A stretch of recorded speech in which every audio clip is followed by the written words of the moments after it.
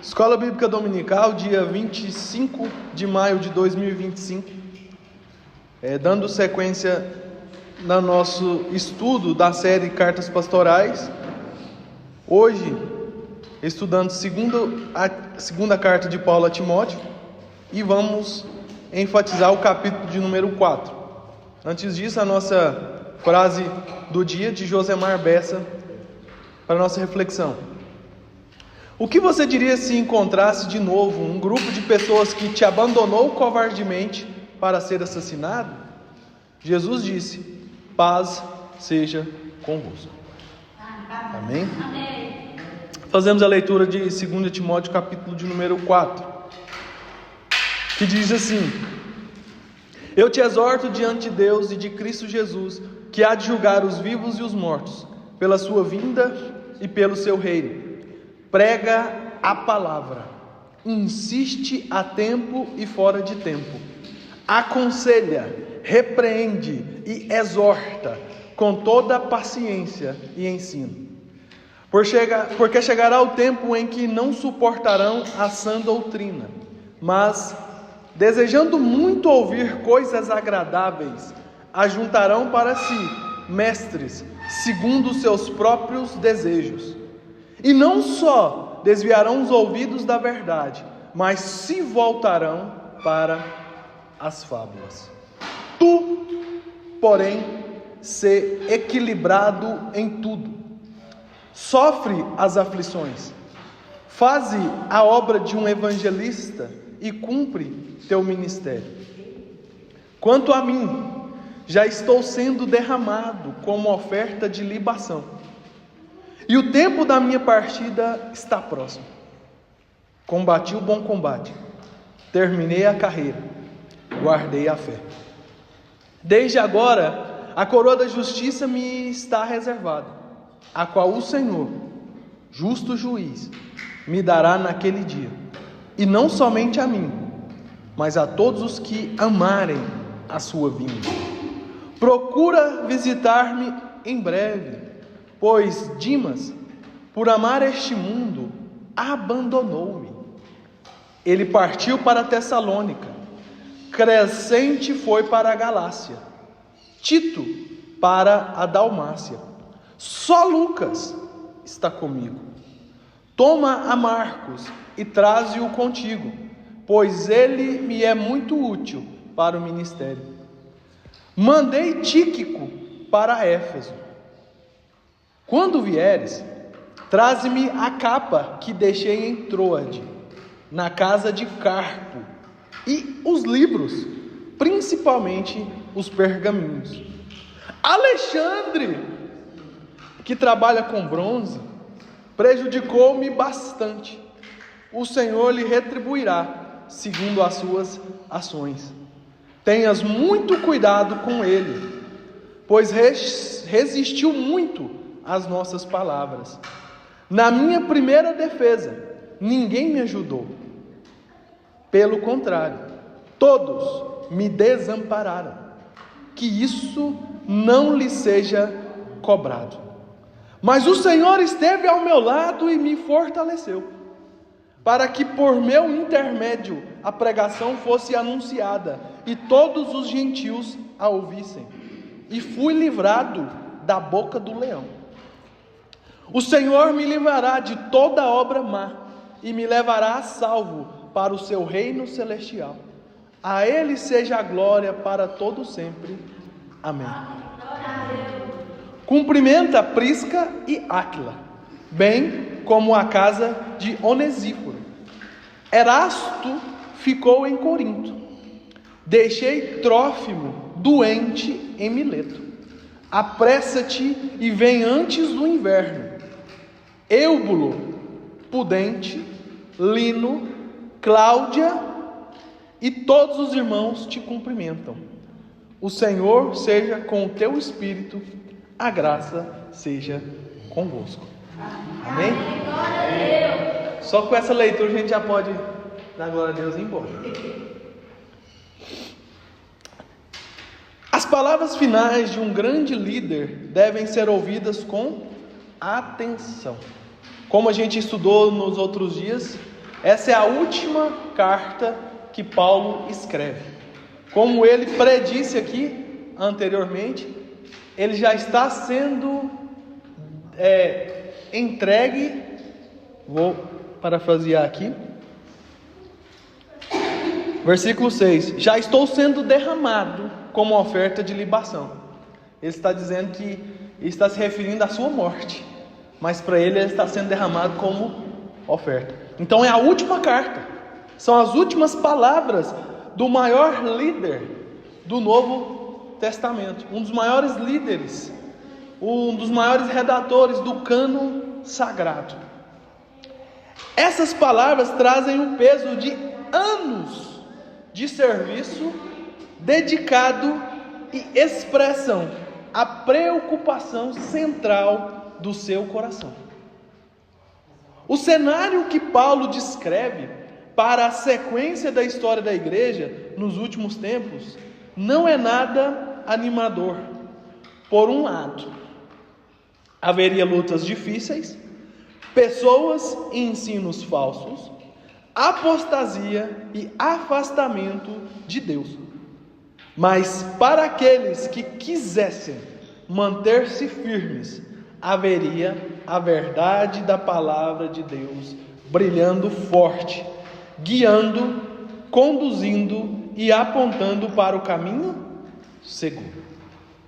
Então, a palavra de Deus nos traz uma luz tão grande por meio aqui do apóstolo Paulo, que quando nesse processo de cartas pastorais ele vai instruir o próximo líder, Timóteo, que já estava ali pastoreando a igreja, para quando ele fosse derramado como oferta, ele já está trazendo aqui clareza para que Timóteo, vou falar uma frase recorrente minha, para que Timóteo não morresse de desgosto quando se deparasse com as dificuldades. Os tempos seriam difíceis, as coisas não iam melhorar com o avanço do pecado, as coisas iam piorar, as coisas iam ficar difíceis, dentro e fora da igreja.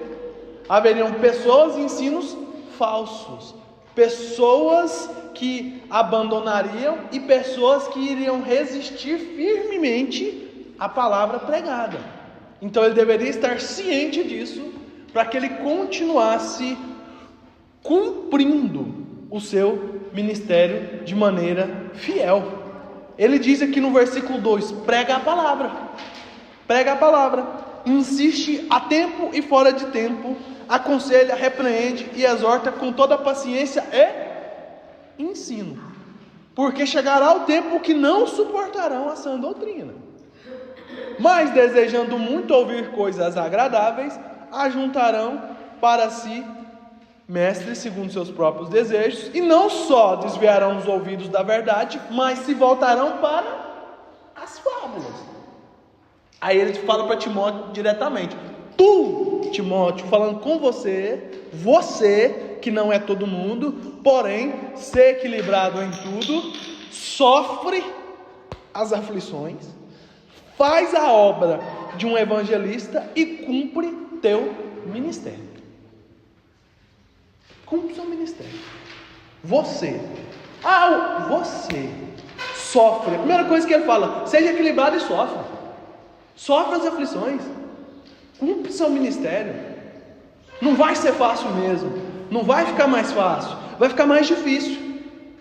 Aí Paulo vai contar as próprias experiências dele, e o peso das palavras de Paulo tem muita autoridade aquilo que ele fala, porque ele viveu tudo isso, está sendo morto por causa do evangelho, e conta: A, B, C, D me abandonaram, ficou só um está comigo. Fulano foi embora. Alexandre, meu nome é bíblico, mas está citado aqui de forma negativa, me resistiu muito, me causou muito constrangimento, deu muito trabalho para mim. E o que Paulo fala? Que isso não lhe seja cobrado. Paulo está fazendo o quê? Liberando um perdão. Que isso não lhe seja cobrado. Ele não prejudicou, mas que isso não lhe seja cobrado. Então Paulo está aqui dando instruções para ele. Mas o que nos chama a atenção aqui nessa carta pastoral é que Paulo resumidamente vai dizer: as coisas vão ficar difíceis, porém tu seja equilibrado e sofre as aflições. Sofre as aflições porque você vai viver tudo isso aqui como ministro do Evangelho. Esteja preparado. Esteja preparado, porque senão você não suporta. Se você pensar, parafraseando o pastor Weber, que o Evangelho é uma sala VIP com mesa posta e ar-condicionado, você vai morrer de desgosto com a primeira pessoa que fala mal de você, com a pessoa que fala que eu preguei mal, ou que eu pregando fui inventar de cantar e cantei mal, ou que a minha gravata está torta, ou que o meu sapato está sujo. Não, eu não aguento não, porque eu estou aqui fazendo a obra e está falando que meu sapato está sujo, que a minha roupa está amarrotada. Não, Paulo está falando de coisas muito mais. Ele está expondo o Evangelho, na verdade, de o que é lidar com pessoas, o que é cuidar de vidas, o que é essencial. Então, se a gente não estiver preparado biblicamente, a gente vai criar um cenário dentro do Evangelho, da igreja e do ministério que não existe. Que não existe. Paulo nunca falou que o ministério e a vida e o Evangelho seriam flores. Então, o primeiro ponto alto do ensino de Paulo aqui, onde ele vai falar a respeito da principal preocupação do seu coração, onde ele vai dizer aqui o que ele queria que fosse feito, as instruções que ele daria, e por outro lado ele diz: mas para um grupo, irmã Irani, que quisesse manter-se firme no Evangelho, haveria sempre a verdade da palavra de Deus brilhando forte mais do que as trevas, e guiando e conduzindo e apontando o caminho seguro. Então tinha dois caminhos, a esquerda e a direita, e o centro é a vontade de Deus. Então haveria quem resistiria, mas haveria um pequeno grupo que manter-se-ia fiel à palavra. Então não era de todo o cenário desanimador. Vão ter pessoas que vão ser assim, mas vão ter pessoas que vão querer manter-se firmes e vão sofrer junto com você. Então o primeiro ponto alto é: o falso ensino só pode ser combatido com a verdade. Não existe saída contra a mentira ou a falsa informação do que a verdade. A exortação do verso 1 ao 5 a seguir é tão solene e séria que o apóstolo evoca a presença de Deus e de Cristo Jesus. Eu te exorto, versículo 1, diante de Deus e de Cristo Jesus, que há de julgar os vivos e os mortos pela sua vinda e pelo seu reino. Olha tanto que é forte. Prega a palavra, insiste a tempo e fora de tempo, aconselha, repreende, exorta com toda a paciência e ensino. Olha o teor, ele evoca, a exortação é tão profunda que ele fala: Deus, Cristo, julgamento, mortos, vivos, vinda, reino, tudo para falar, prega a palavra. Olha tanto que é poderoso. Tudo isso para falar, prega a palavra. Por quê? O que a gente é tentado hoje? Pregar fábulas, irmão. Inventar moda para encher parede de gente e falar o que gente quer ouvir. E ser uma instituição que trata fiéis como clientes e serve os clientes de acordo com o seu paladar, o sabor que eles querem sentir, e não com a mesa, com o caldeirão da panela da palavra, do alimento que Deus quer dar, o maná do céu. Não, hoje eu quero, meu paladar está mais para isso, então eu quero ouvir isso. Por que a exortação em pregar a palavra é tão importante? Porque quando eu prego a palavra, Deus fala. Quando eu palestro de acordo com os irmãos querem ouvir, eu falo, e Deus não tem compromisso com o que eu falei. E os que acatam o que é palavra de homem e não palavra de Deus, se sentem iludidos e enganados, pensando que, nossa, Deus falou poderosamente. Aquele líder religioso, meu Deus, que palavra bonita, nossa, fábula. Quantas vezes a gente já chorou assistindo um filme, uma dramaturgia? Um professor meu muito erudito falava uma peça fílmica. Para falar filme, ele fala peça fílmica. Uma peça fílmica, a gente já chorou, sabendo que tudo aquilo é mentira. Então nós seres humanos temos essa tendência à emoção por algo que é meramente fábula, é meramente drama, é meramente um filme.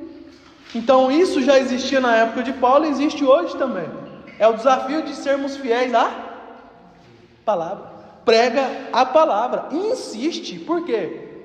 Porque haverão tempos que eles não suportarão a sã doutrina, a palavra saudável, a palavra que traz saúde. Eles vão querer uma palavra temperada com outras coisas, adicionada para dar mais sabor no paladar das pessoas, e não necessariamente a palavra sã de Deus. O assunto é grave e não pode ser minimizado. O futuro da igreja depende de como será administrado.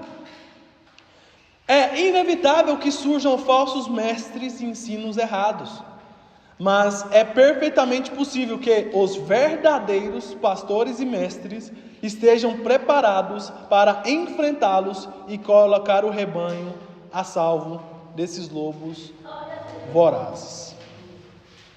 É inevitável que eles surjam, mas é perfeitamente possível que os verdadeiros estejam preparados para enfrentá-los e colocar o rebanho a salvo. Quantas novidades surgem? Nossa, pastor, não, tem que trazer para cá, que não sei o quê. Você dá uma olhadinha na Bíblia e fala, isso aqui nunca teve na Bíblia. Isso aí foi criado, foi introduzido. Como é que faz? Se a gente não estiver preparado. Tudo que é novidade, tudo que parece bom, a gente traz. E depois tem que arcar com as consequências. Não, mas está dando certo. Mas não é certo, irmão. Não tem ligação com a palavra, não tem coerência com a palavra. Então a gente vai chamar isso de pragmatismo. O que é pragmatismo? Fazer o que dá certo no lugar do que é certo. Isso é pragmatismo. Está errado. Está errado. Então a gente tem que ser fiel para poder combater isso. Irmão, vem aqui que eu vou te mostrar 5 versículos que derrubam toda essa novidade aí. E calma, que tudo aquilo que não está fundamentado na verdade cai. O tempo revela. Portanto, que o livro mais vendido do mundo até hoje é qual? A Bíblia. Qual é o homem mais famoso até da internet, mais pesquisado hoje? Os irmãos sabem? Não. Jesus. A verdade prevalece, irmão. De glória em glória, de geração em geração, pelos séculos dos séculos. A verdade prevalece. Então surgiram nomes de homens e papas e líderes e movimentos e religiões. Mas por que o nome e a palavra de Cristo até hoje está no top 1 de tudo? A internet veio e vai ficar para trás. Não ficou. É o nome mais pesquisado. É o livro mais vendido e mais lido do mundo. Então, estatisticamente, eu fico com Jesus. Que até hoje... Bem breve. Essa semana mesmo eu vi que a gente está numa onda de quem está mais envolvido e chegou para todo mundo agora a inteligência artificial. Chegou em todo lugar que você Todo vai. lugar que você vai. Então, assim, são computadores que têm vida própria quase, são muito inteligentes, eles sabem de tudo praticamente. E cada dia que você pesquisa ou alimenta eles ficam mais sábios. Eles estão nos nossos celulares, enfim. E o jovem, eu estava acompanhando o vídeo essa semana, e esse jovem, a pergunta que ele fez para uma inteligência artificial foi: se essa inteligência artificial fosse um ser humano, tá? Que pudesse ter vida, que pudesse fazer tudo que um ser humano faz, e ela decidisse ter uma religião, qual a religião que ela decidiria seguir, pelo conhecimento que ela já tinha adquirido, pela tecnologia, e a resposta, pasme, é o cristianismo. Sério? É o cristianismo.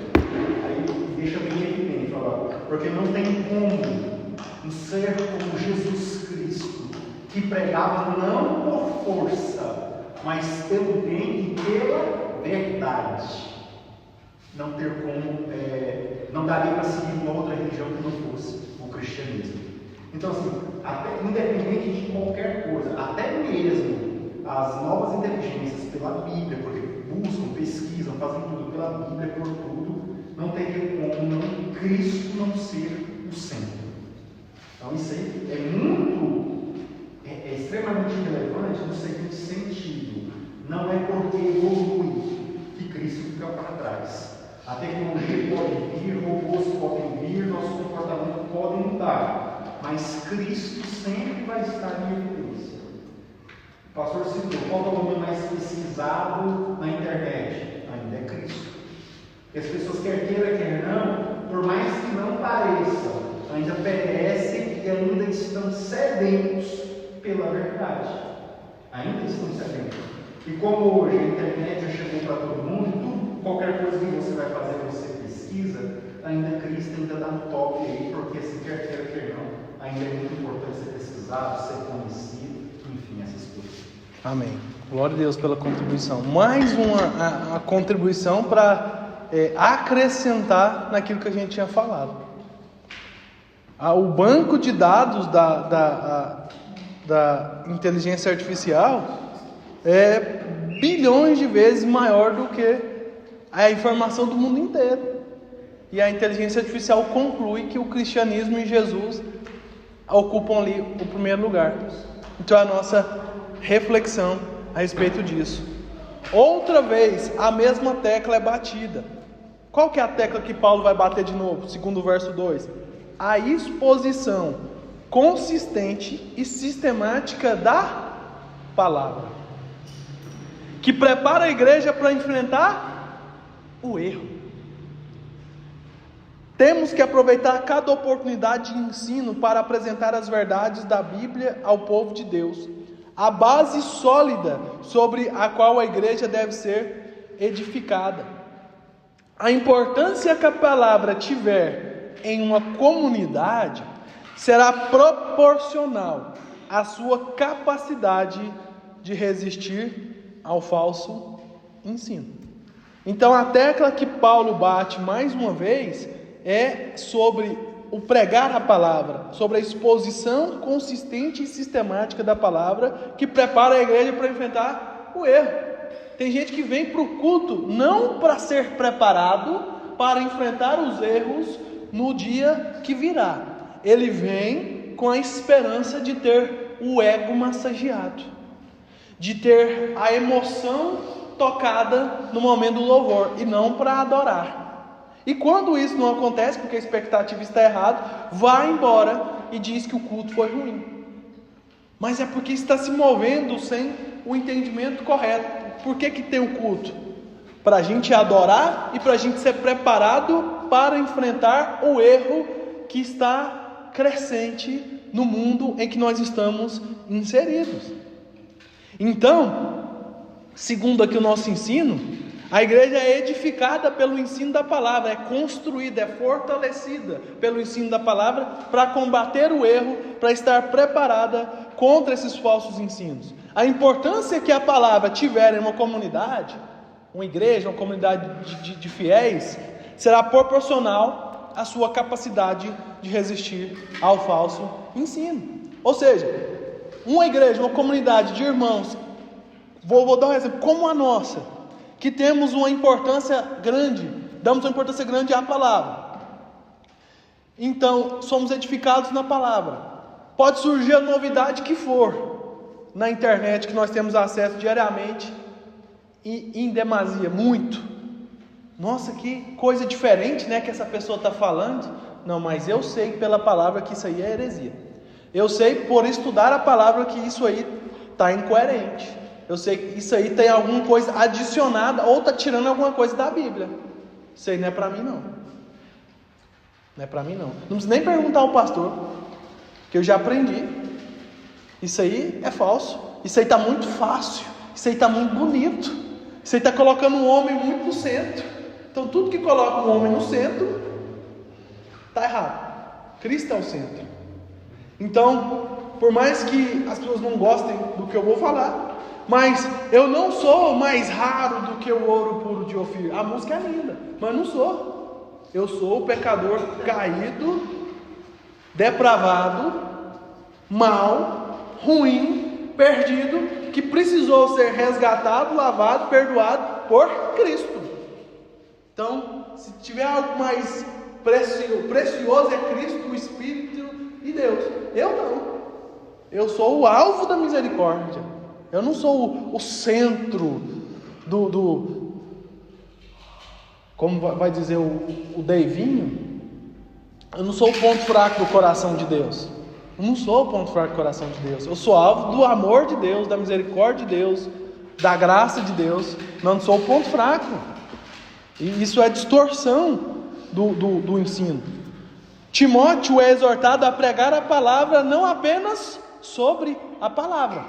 Tem diferença entre eu pregar a palavra e eu pegar tudo que eu quero falar, introduzir um versículo e falar sobre a palavra. É diferente. Tem gente que só consegue falar sobre a palavra e não prega a palavra.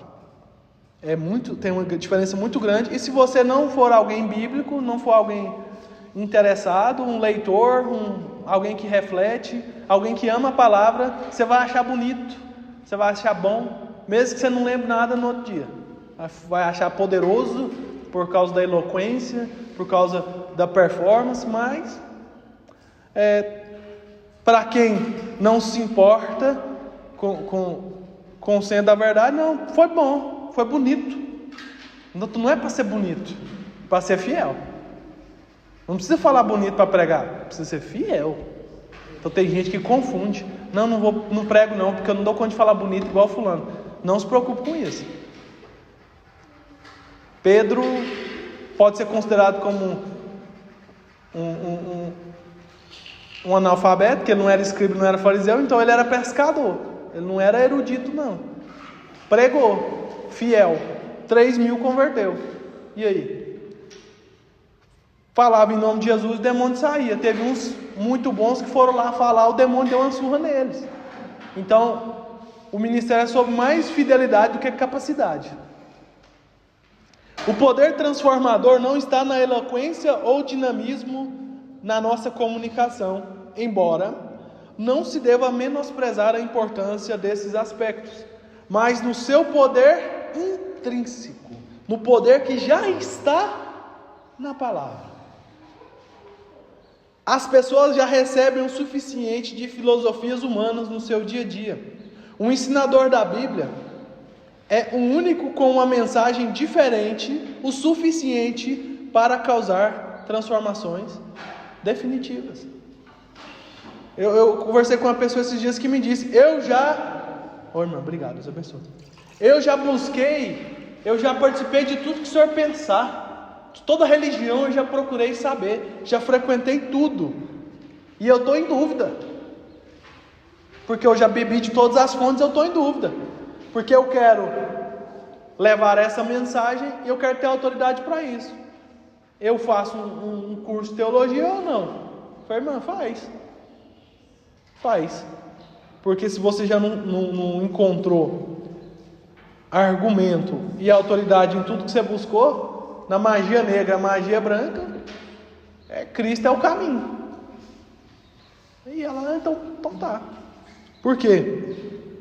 Porque já se encheu de filosofias humanas. Se você parar para ouvir um filósofo humano, não cristão, o argumento dele, tudo que ele fala, você vai ficar assim, ó. E ele é ateu. Realmente eu estou perdendo tempo com a palavra de Deus, porque tanto que isso é bonito, tanto que isso faz sentido. Só que intrinsecamente é palavra humana, não causa uma transformação definitiva. Porque quando eu ouvi uma filosofia, um ensino, uma ideia mais bonita, eu já mudo de caminho. Aquilo ali não traz uma transformação, traz uma ideia nova. Mas a palavra de Deus não. Por mais simples que seja o comunicador, o poder que já está na palavra, na mensagem, não no mensageiro, tem poder de causar transformações definitivas. Chegaria o tempo que a simplicidade do ensino bíblico não mais satisfaria as expectativas humanistas de algumas pessoas. Isso é muito atual, não é verdade? O que vai ter? Não, hoje nós vamos estudar, aí já cria um bloqueio. O capítulo 4 da segunda carta que Paulo escreve a Timóteo. Eu queria uma palavra mais, que ia me dar uma instrução para eu ganhar mais dinheiro, uma instrução que me desse uma esperança a respeito de uma cura, uma campanhazinha, que eu estou com um projetinho. Então, esse negócio de ensino, a letra mata, esse negócio de ensino, a letra mata. Nós temos que orar, nós temos que pedir, nós temos que sacrificar o Isaac. E é isso que Deus quer. Eu não gosto mais disso. Não é isso que eu quero ouvir. Esse negócio é muito simples. Ensino bíblico é muito simples. Eu não me satisfaço com isso. Eu quero uma adoração que me faça chorar, cair no chão. Eu quero uma palavra que me motive a viver, a prosperar, a ser saudável. Eu não quero o ensino puro da palavra. Chegaria um tempo que isso não satisfaria mais. Naquela época, hoje mais ainda. Quando isso acontece, eles buscariam mestres que atendessem seus desejos. Hoje você vai ver uma pessoa falar, é muito difícil hoje você falar reino de Deus e igrejas unidas. Por quê? Alguém vai falar assim, não, eu gosto só da Batista. Eu gosto só da Assembleia. O meu gosto pessoal está acima do propósito de igreja, que é um reino de servos, de ministros, de irmãos. Não. Hoje já criou-se a separação denominacional, cultural, dogmática, que nos impede de estarmos unidos. E todos nós queremos ir para o mesmo céu. E todos nós servimos e congregamos e cultuamos o mesmo Deus, mas não nos unimos entre nós. Por quê? Gosto pessoal, desejo pessoal, propósito. O que eu quero para a minha vida? Não, essa igreja aí prega só Bíblia. Essa igreja aqui é uma igreja mais de campanha. Essa igreja aqui é uma igreja mais de revelação. Essa igreja aqui é uma igreja mais de louvor. É 2 horas do louvor aqui. Essa igreja aqui é mais de oração. É o culto, ora o tempo todo. O tempo todo orando, é forte demais. E essa igreja aqui fala que eu posso tudo, ela é liberal. Nada errado se me faz feliz. Essa igreja aqui é uma igreja inclusiva, onde o homossexual ele não é conduzido a deixar o homossexualismo.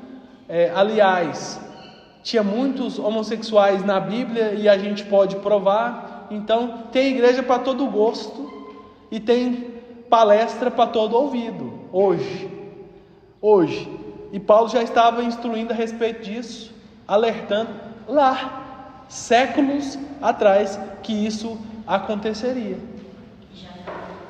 E hoje, muito mais do que na época de Timóteo, isso está mais claro e mais evidente. A simplicidade do ensino bíblico não satisfaz mais todas as pessoas.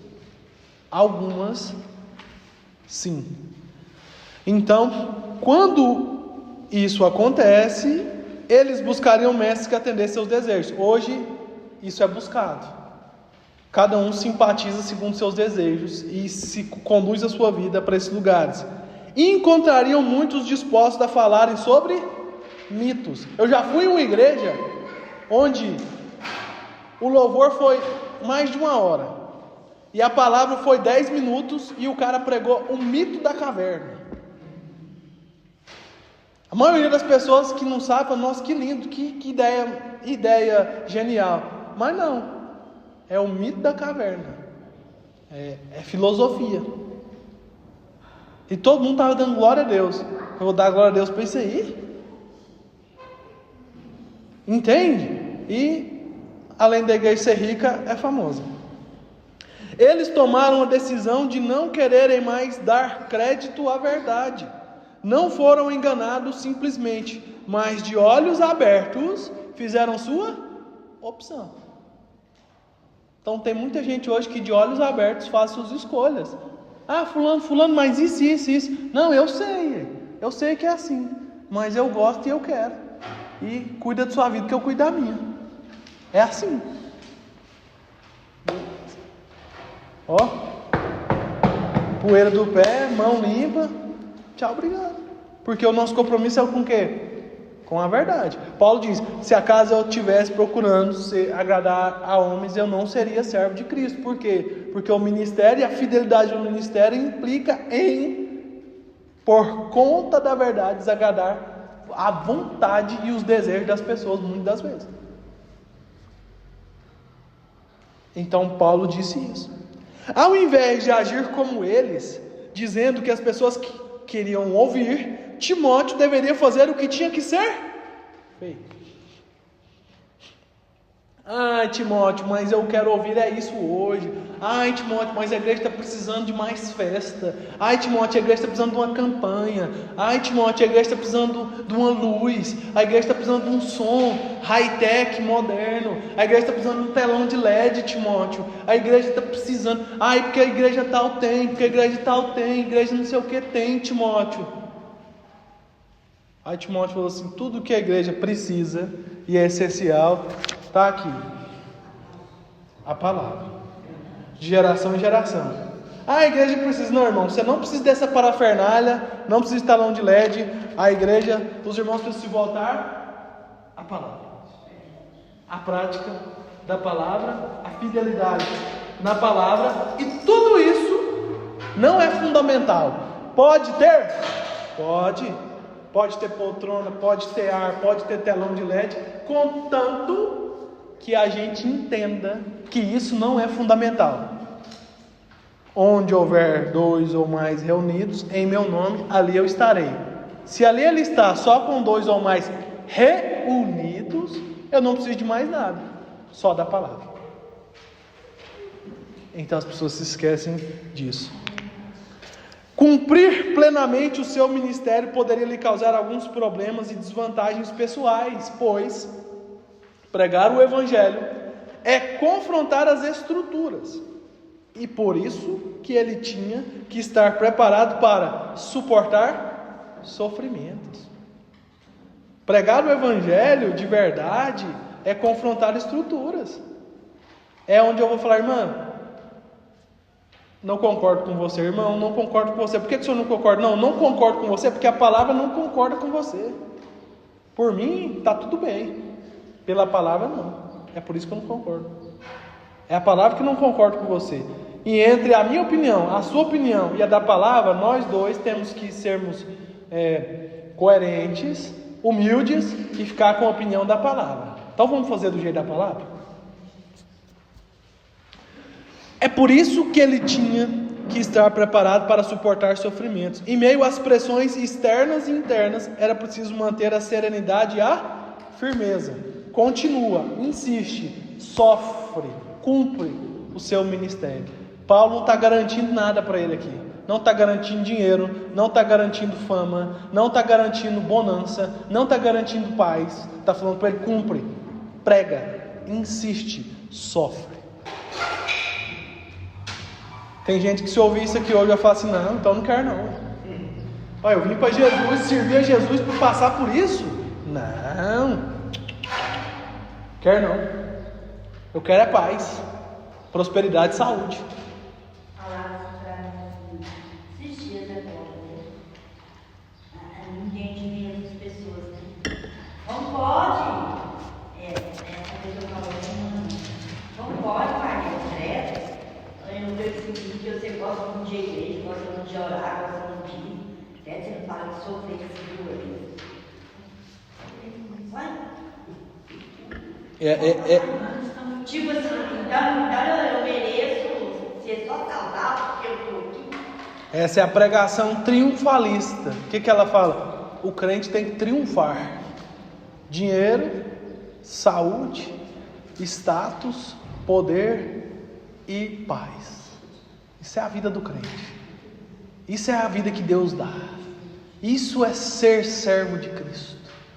Isso, tudo do bom e do melhor. Como diz Paulo Júnior, heresia! Heresia! Heresia! Não é isso que a palavra está dizendo. Se eu falar isso, vai agradar, vai encher o templo, mas não vai povoar o céu. O que adiantou? Falar igual o Salomão, é ilusão, é perseguir o vento. Nossa, que igreja cheia, que igreja bonita, que tanto de carro na porta. Meu Deus do céu, que estrutura e tal, que tanto de gente, e que palestra bonita, e que louvor, que telão e tudo. Aí Jesus volta. Mas ficou todo mundo para trás? Mas ficou, ué. Não era reino de Deus, era reino de homens. Não era a casa de Deus, como diz a irmã Marlene. Era o império da denominação. A última despedida. Paulo está consciente de seu tempo de vida está chegando ao fim. A oferta de bebida ou libação era uma porção de vinho que se derramava sobre uma oferta de gratidão. A oferta de bebida ou libação era uma porção de vinho derramada sobre uma oferta de gratidão. Onde está isso, pastor?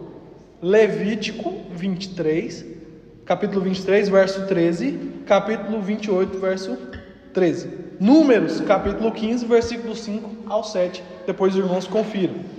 Enquanto essa queimava sobre o altar. Então, enquanto queimava, o vinho era derramado como uma oferta de gratidão. Esta expressão aqui seria então uma figura de uma vida que havia sido oferecida como sacrifício vivo, conforme Romanos 12:1, e agora estava pronta para se derramar até a última gota no altar. Paulo tinha a sensação de dever cumprido. Chega a me arrepiar. Ele não tinha remorsos ou arrependimentos. Se lhe perguntasse o que ele teria feito se pudesse viver sua vida de novo, certamente ele teria respondido: exatamente aquilo que fiz. Ele investiu sua vida na luta certa, combateu do lado certo e do jeito certo, manteve sua fé pela graça de Deus, mesmo contra todas as adversidades. Tudo tinha valido a pena. Paulo aguarda apenas a condecoração do seu general e juiz. Ele não teme por esse encontro, pelo contrário, parece ansiar por ele, não por excesso de autoconfiança ou presunção, mas por saber que os critérios de Cristo são justos. Ele conhecia seu coração e sabia de suas motivações. Quem ama a vinda de Jesus já deixou para trás os encantos deste mundo e tem a certeza de que será devidamente recompensado por isso. Glória a Deus. Então é necessário amar a vinda de Jesus, porque quem ama a vinda de Jesus já deixou para trás os encantos deste mundo e tem certeza de que será devidamente recompensado por isso. Lembrando do que a gente ministrou domingo, vale a pena então ser um servo útil, multiplicar os talentos, trabalhar para o nosso Senhor e fazer com aquilo que Ele nos deu, colocou nas nossas mãos, o melhor que a gente puder fazer e ter a certeza que Ele vai, quando voltar, vai recompensar cada um de nós, não vai ser em vão. Por último, comunicações pessoais, verso 9 ao 22. Apesar da firmeza de sua fé, Paulo se sentia solitário. Todos os seus amigos o abandonaram, exceto Lucas, o médico. Os irmãos sabiam, dentro da bibliologia, que Lucas foi o redator e Paulo só ditou? Paulo escreveu a carta. Paulo escreveu, o conteúdo era de Paulo, mas a escrita era de Lucas. Paulo falava e Lucas escrevia e registrava. Ele era o escrivão. Havia ainda 4 pessoas da igreja em Roma, citadas nominalmente, que pelo menos davam alguma atenção a ele. 4 pessoas de longe. As demais pessoas em que ele tinha investido estavam longe. Alguns estavam em serviço, como Crescente, Tito, Tíquico e o próprio Timóteo. Outras haviam abandonado a fé, como Dimas. Ainda havia quem procurava fazer o mal a ele, como Alexandre. Mesmo os grandes homens de Deus precisam de companhia. Então, aqui o verso 11, Paulo vai falar sobre a sua solidão, a solidão do ministério. Ele se sentia solitário.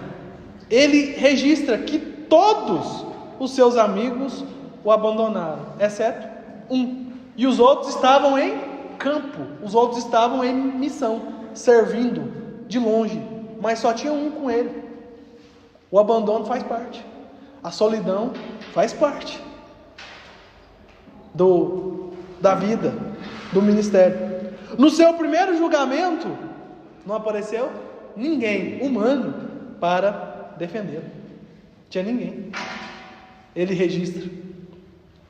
Este fato causa estranheza, uma vez que havia uma igreja em Roma, a quem Paulo havia tecido elogios em uma carta a eles endereçada alguns anos antes, capítulo 1, verso 8. Nas adversidades é que se conhecem os verdadeiros amigos, Provérbios 17. O amigo ama em todo tempo, mas na angústia nasce o irmão. Ao invés de se lamentar e praguejar contra aqueles que lhe abandonaram, ele preferiu usar a ocasião como uma oportunidade de anunciar o Evangelho. Verso 17. Verso 16 ele diz: na minha primeira defesa, ninguém me ajudou. Pelo contrário, todos me desampararam. O que é que ele diz? Ele já perdoa logo em seguida. Que isso não lhe seja cobrado. Paulo já resolve aqui com perdão. Que isso não lhe seja cobrado. Ou seja, todos, verso 16, me desampararam, mas que isso não lhe seja cobrado. Eu perdoo. Mas o Senhor esteve ao meu lado, é o mais importante. E me fortaleceu, para que por meu intermédio a pregação fosse anunciada e todos os gentios ouvissem, e fui livrado da boca do leão. Ou seja, eu nunca estou 100% desamparado ou abandonado. O Senhor está comigo. Então, se eu criar expectativa em que as pessoas estejam do meu lado 100% do tempo, eu morrerei de desgosto. Mas o que a gente aprende com Paulo? Paulo fala isso. Parece que ele está se vitimizando. Parece que ele está enfatizando demais o abandono. Mas ele fala, não, mas todo mundo me desamparou, mas que isso não lhe seja cobrado. O Senhor esteve do meu lado. E me fortaleceu. Para que eu pudesse cumprir a pregação, todos ouvissem. E eu fui livrado da boca do leão. Por quê? Porque Deus estava do meu lado. Então às vezes eu quero gente e desprezo o Senhor. Isso ensina muito para nós. Ao invés de se lamentar e praguejar contra os que lhe abandonaram, ele preferiu usar a ocasião e a oportunidade de anunciar o Evangelho. Paulo estava numa masmorra desconfortável.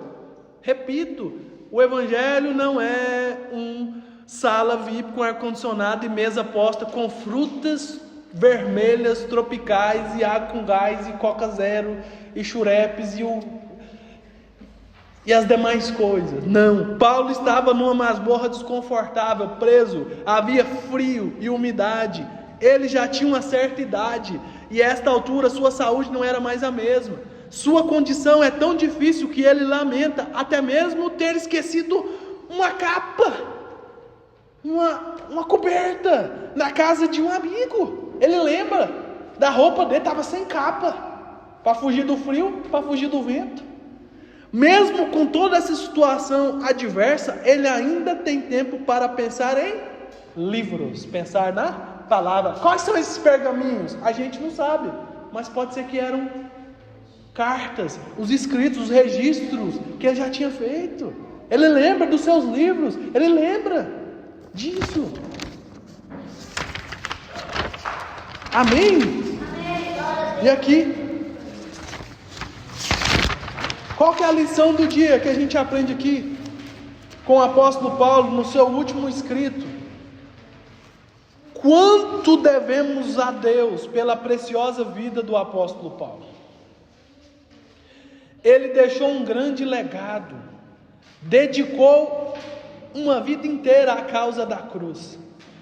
Sua carreira é uma inspiração para homens e mulheres através dos séculos. Seu ensino constitui a essência do Novo Testamento, firme até o fim, perseverante em meio às adversidades e lutas, uma fé inabalável e uma esperança que se renovava dia a dia. Não sabemos praticamente nada sobre a sua morte, mas ao que sabemos, sua vida deve nos mover a uma vida de dedicação integral ao Senhor e ao Evangelho. 2 caminhos são postos para a igreja: o caminho da fidelidade e o caminho da apostasia. Para sermos fiéis, precisamos conhecer, viver e ensinar integralmente a Bíblia, que é a palavra de Deus. Caso contrário, estaremos à mercê dos mestres segundo as suas próprias cobiças, e o final é trágico. Que esta carta de Paulo a Timóteo nos faça refletir com seriedade de que lado estamos.